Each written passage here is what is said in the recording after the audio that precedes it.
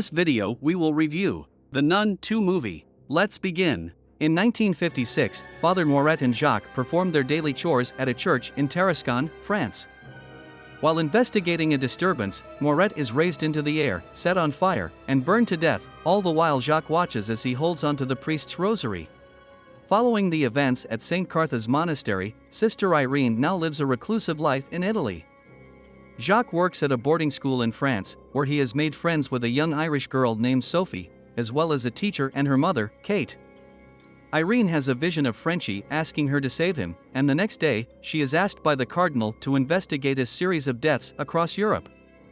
While Irene travels to Tarascon, Sister Deborah, a young novitiate, joins her without permission. At Tarascon, Irene has a vision where she follows Jacques into an alley but ends up getting choked by Valak, the demon nun. The next morning, Deborah tells Irene that she had met with Jacques and had given her father Moret's rosary. At the same time, in the boarding school, Sophie is bullied by her classmates and locked up in the abandoned chapel of the school where no one is allowed to enter.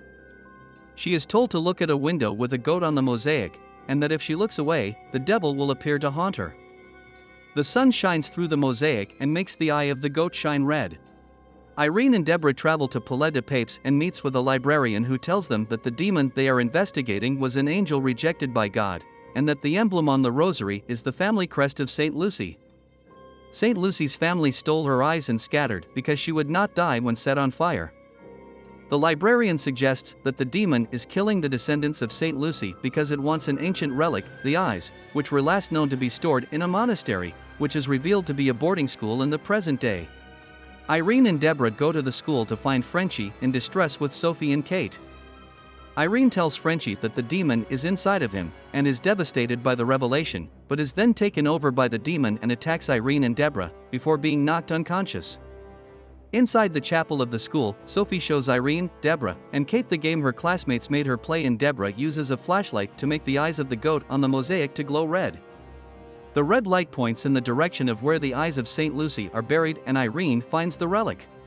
Deborah and Kate are separated from Irene and Sophie to protect the schoolgirls from a demon goat.